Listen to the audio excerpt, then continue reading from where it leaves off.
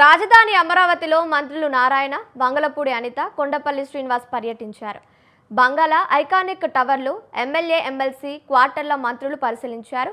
అమరావతి నిర్మాణ పనులను మంత్రి నారాయణ తోటి మంత్రులకు వివరించారు. అమరావతి నిర్మాణానికి అహర్నిశలు కష్టపడుతున్నారంటూ మంత్రి నారాయణకు అనిత, శ్రీనివాస్ ధన్యవాదాలు తెలిపారు.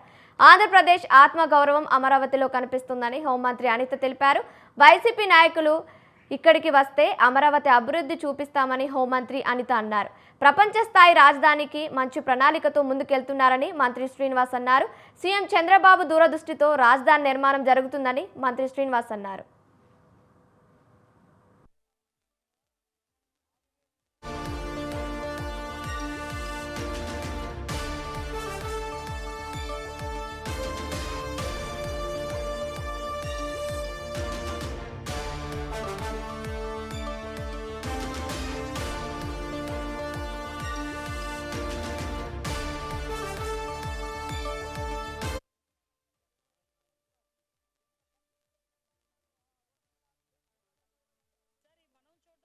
ప్రజలు చూడాలి, ముఖ్యంగా రాబోయే తరం వాళ్ళు కూడా చూడాలి.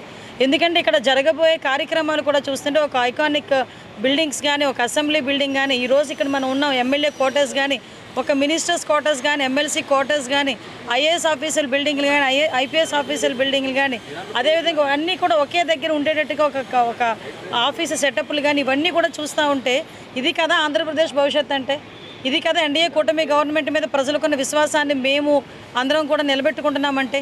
అంటే ఇలాంటి ఎస్టాబ్లిష్మెంట్ అన్నీ ఉన్న చోట తిరిగి అతను బుద్ధి లేకుండా మావిగానని పేరు చెప్పి మళ్ళీ ఇంకొక కన్ఫ్యూషన్కి తెరలేపటం.